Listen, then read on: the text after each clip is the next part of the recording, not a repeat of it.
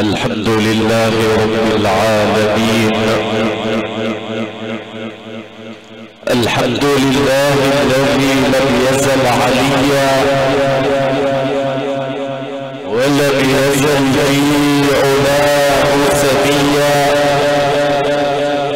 قطرة من خير جوده تملأ البربرية، ونظرة من عين رضاه تجعل الكافر وليا. الجنة لمن أطاعه ولو كان عبدا حبشيا، والنار لمن عصاه ولو كان شريفا قرشيا. أنزل على نبيه ومصطفاه قولا بهيا، تلك الجنة التي نورث من عبادنا من كان تقيا. فالموت يهدم ما بناه الغالي، والدهر لا يقضي على نقصانه.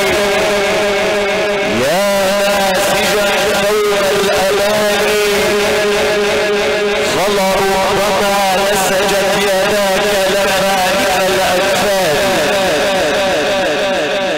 يا ابن آدم ضع الحرص على الدنيا وابد عيش ما تطمع، ولا تجمع من المال فلا تدري لمن تجمع، ولا تدري بأرضك أم بخيرها تسرع. فالرزق مقسوم وسوء الظن لا ينفع، فقير كل من يطمع، غني كل من يقنع. يا نفس توبي ولا تتكدري، سيأتي عليك يوما سوف ترحلي وتجردي من كل غالب، وفي ثوب أبيض سوف تكفني. إن طال الزمان أو قصر حتما على الأعناق سوف تحملي.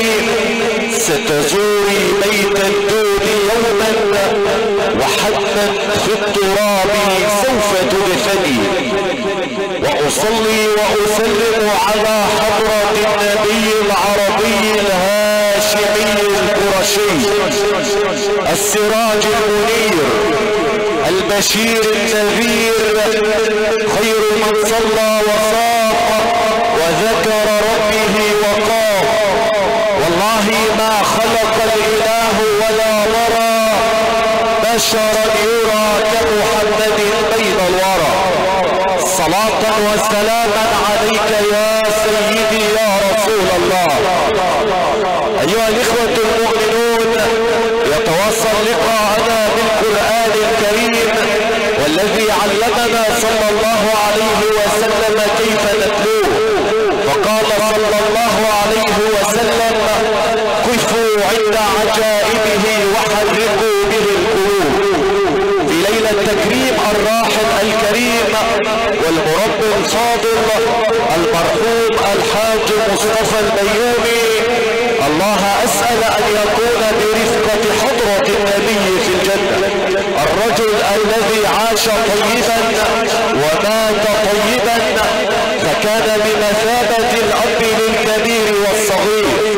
وكما قال القائل: وكم من دفين في التراب وذكره باق، يزاحم منكب الآباد، ومعمر عمر الوجود فما رمى له صوت ولا ترنم حادي. اللهم اجعل يا رب هذه الليلة هي أسعد ليالي. جئنا مشاركين عموم عائلات البيومي، طيب الذكر المرحوم الحاج محمد البيومي، الحاج جمال البيومي، الحاج محمد مصطفى البيومي، علم الواجب الحاج عطية مصطفى البيومي، الدكتور عطية محمد البيومي، الأستاذ مصطفى محمد البيومي، الحاج محمد جمال البيومي، الحاج إبراهيم فهمي البيومي، يتقدمون بخالص الشكر والتقدير إلى كل من أتى لتقديم واجب العزاء، ولكل القيادات السياسية والحزبية والشبابية والتنفيذية، وللسادة عمد ومشايخ البلاد المجاورة، لأن من أتى إلى هنا رجال، لأنهم أتوا إلى رجال، ولا يقدر الرجال إلا رجال. ومن حسن الطابع في هذه الليلة أن يكون معنا علم من أعلام دولة التلاوة، صاحب مدرسة الإتقان والآداء المتميز في فن وتجويد القرآن الكريم، القارئ الذي يعلم بما يقرأ ويقرأ بما يعلم، الفتى المدلل لدى دولة التلاوة، القارئ والمقيم بمركز ومدينة كويسنا بمحافظة المنوفية، فضيلة القارئ الدكتور محمد ماهر الشناوي، فليتفضل فضيلته مشكورا. أعوذ بالله من الشيطان الرجيم.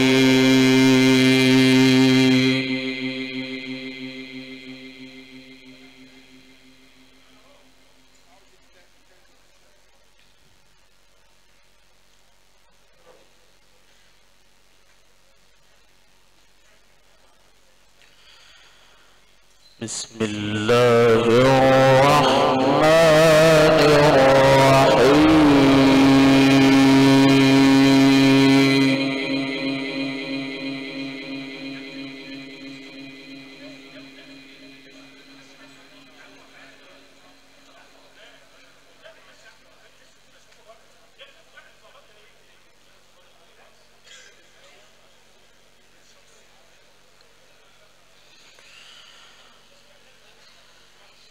ونريد أن نمن على الذين استضعفوا في الأرض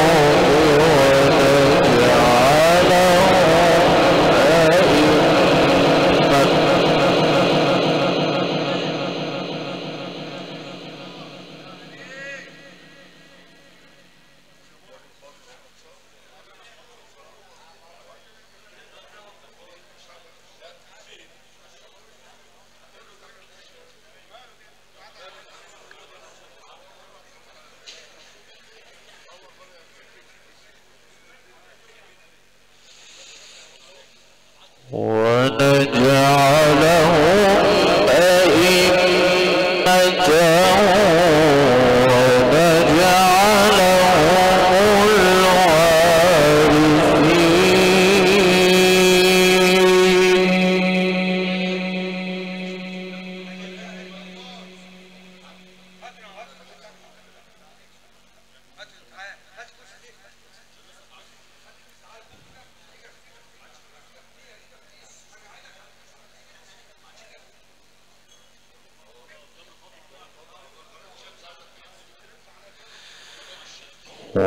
ونمكن لهم في الأرض ونري فرعون وهامان وجنودهما منهم ما كانوا يحذرون.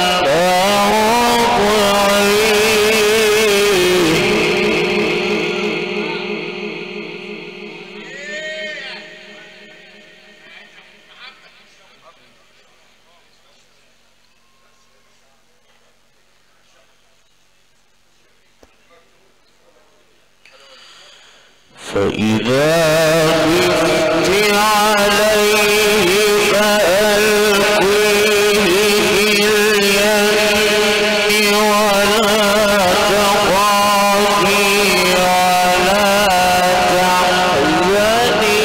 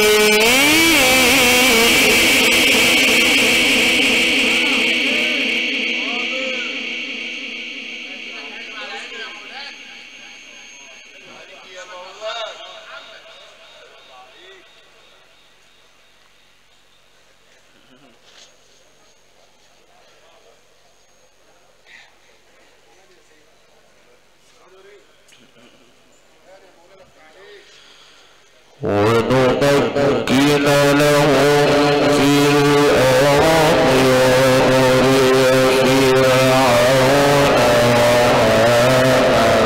وهامان وجنودهما ما كانوا يحذرون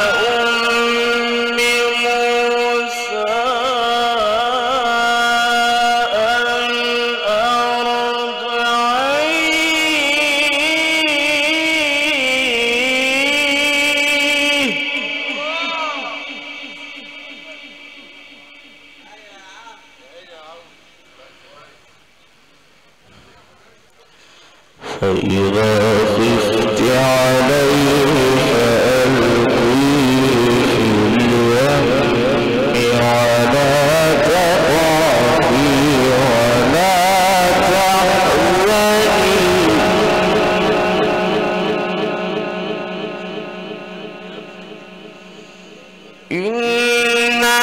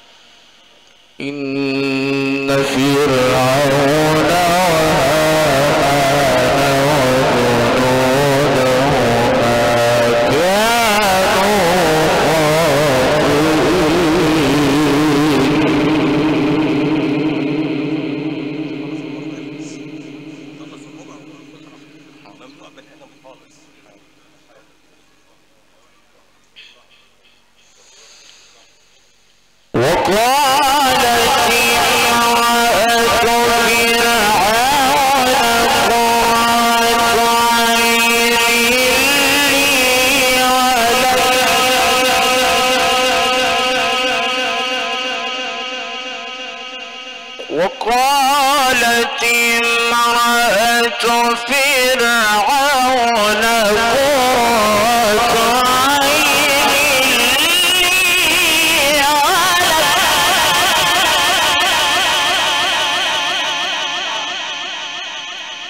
قرة عين لي ولك لا تقتلوا عسى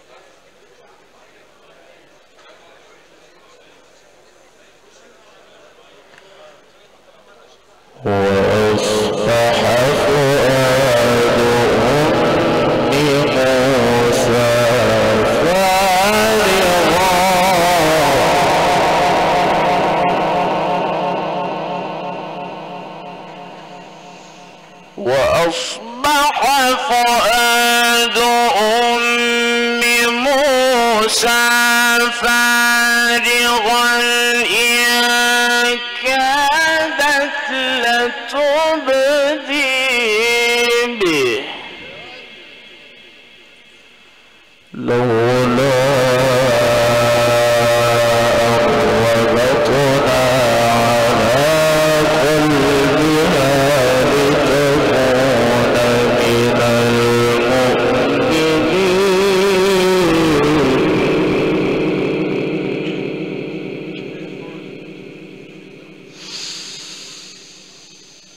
وقالت امرأة فرعون قرة عين لي ولك لا تقتلوه عسى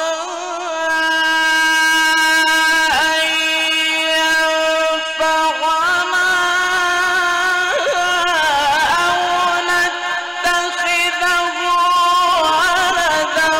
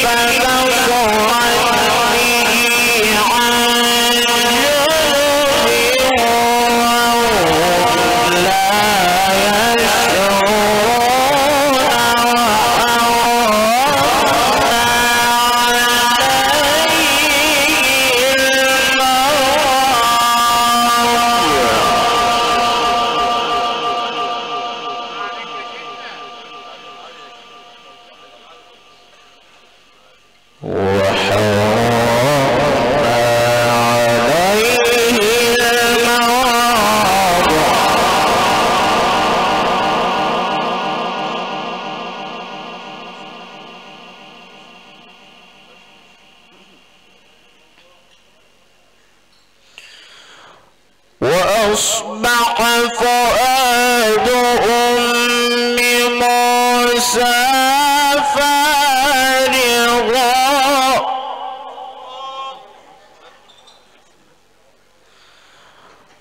وأصبح فؤاد أم موسى فارغا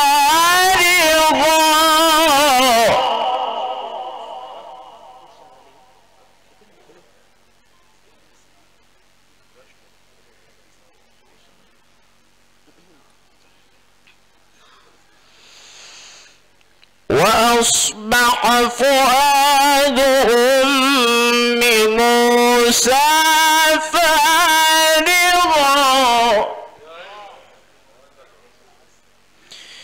إن كادت لتبدي بك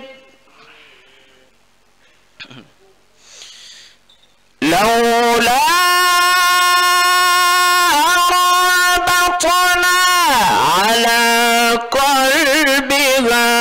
لتكون من المؤمنين وقالت لأخته قصيه فبصرت به عن جنب وهم لا يشعرون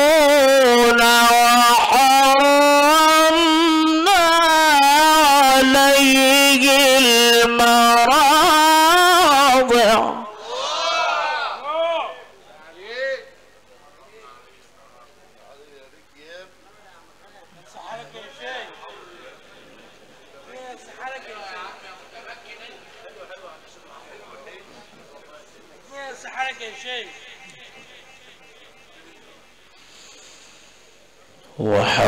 وحرمنا عليه المراضع من قبل فقالت هل أدلكم على أهل بيت يكفلونه لكم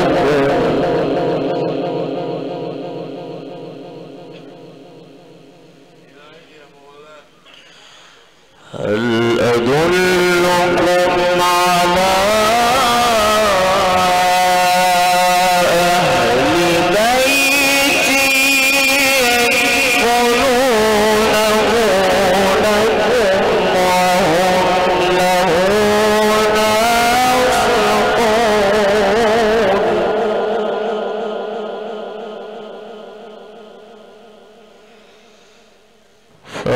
فرددناه إلى أمه كي تقر عينها ولا تحزن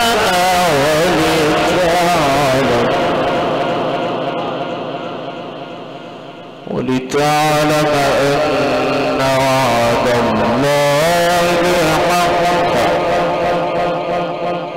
ولكن أكثرهم لا يعلمون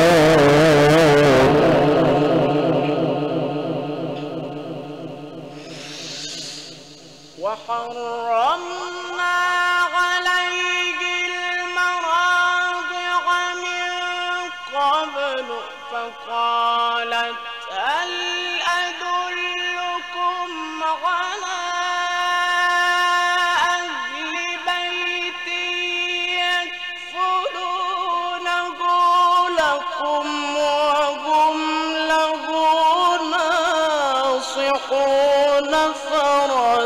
فرددناه إلى أمه كي تقر عينها ولا تحزن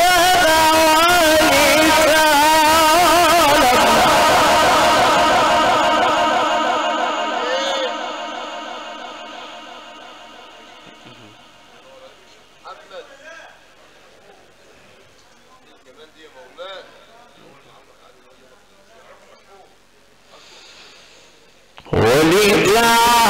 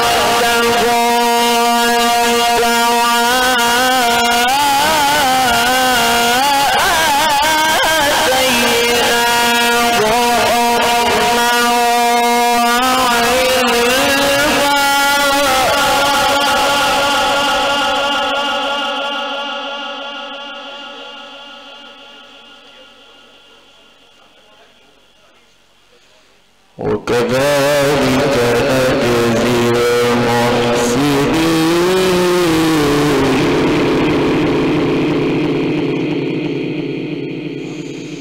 ودخل المدينة ودخل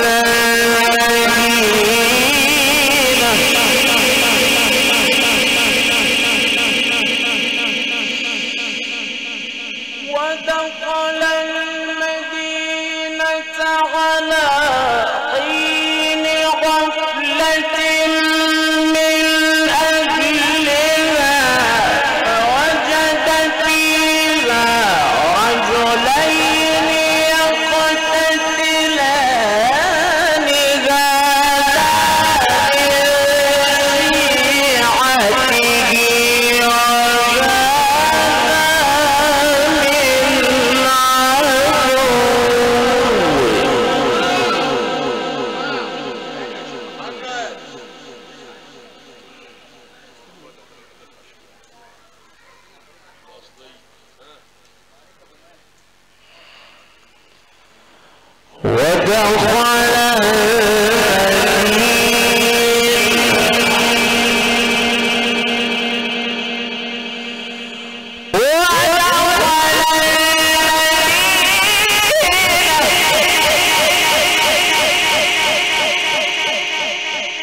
ودخل المدينة على حين غفلة من أهلها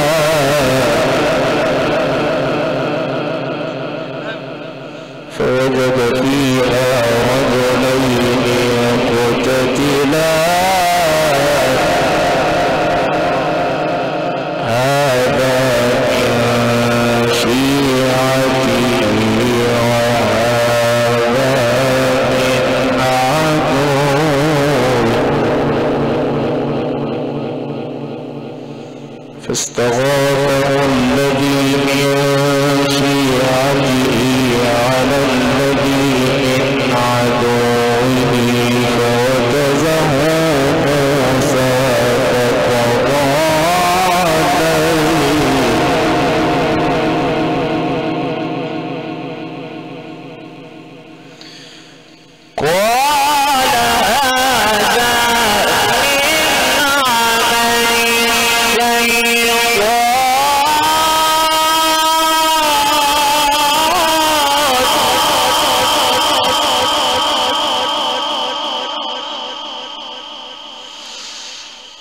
قال هذا من عمل الشيطان إنه عدو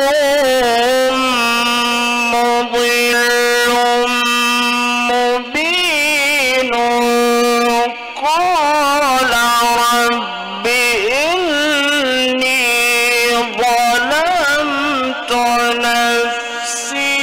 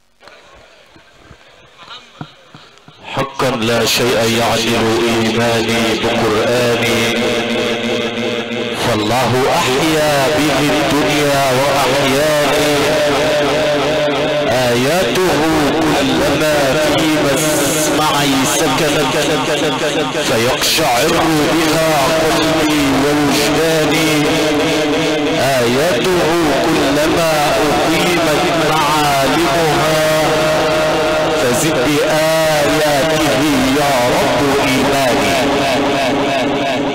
وهكذا إخوتنا إخوة الإيمان والإسلام عشنا واستمتعنا في رحاب هذه التلاوة القرآنية المباركة والتي تلاها على مسامع حضراتكم ذلكم العلم القرآني الكبير فضيلة القارئ الشيخ الدكتور محمد ماهر الشناوي، القارئ والمقيم بمركز ومدينة قوسنا بمحافظة المنوفية.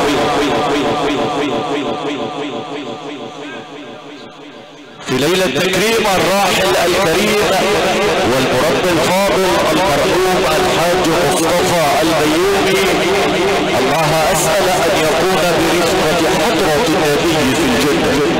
جئنا مشاركين عظام عائلات البيومي طيب الذكر المرحوم الحاج محمد البيومي، الحاج جمال البيومي، الحاج محمد مصطفى البيومي، الحاج عطية مصطفى البيومي، الدكتور عطية محمد البيومي، الأستاذ مصطفى محمد البيومي، الحاج محمد جمال البيومي، الحاج إبراهيم فهمي البيومي، يتقدمون بخالص الشكر والتقدير إلى كل من أتى لتقديم واجب العزاء. كما أشكر باسمكم الهندسة الصوتية العالمية والمصطحبة لكبار القراء على مستوى الجمهورية صاحبها الحاج محمد سلام، إدارة المهندس حمادة محمد سلام، والمقيم بمرهطوش السملاوي، كسور الفراشة المتنقلة والخيام المكيفة التي شيدت وكملت على أكمل وجه والمطلوبة اسما لكبرى الحفلات على مستوى الجمهورية، مؤسسة آل سليمان لصاحبها الحاج أحمد أبو سليمان، إدارة المعلم محمد أحمد سليمان، المنى صفور يمري، لولوتا الإدارة المتحركة كل محطات الديزل العالمية، مؤسسة أولاد السيد الحكيم، إدارة المهندس إسلام صابر الحكيم، المنى صفور يمري، الخدمات الفندقية المميزة والمعروفة بالرقي والنظافة والحاصلة على شهادة الجودة العالمية، وفيهات مكة، إدارة المترو مصطفى أحمد الرفاعي، المنى صفور يمري، هندسة الهواء والتصوير المهندس يحيى العوضي والمقيم بالمنى صفور يمري، بالاشتراك مع مخرج الروائع والإبداعات المهندس غازي عبد الكريم والمقيم بنوم طريق بمركز ومدينة السملاوية. أيها الإخوة المؤمنون، شكر الله سعيكم جميعا.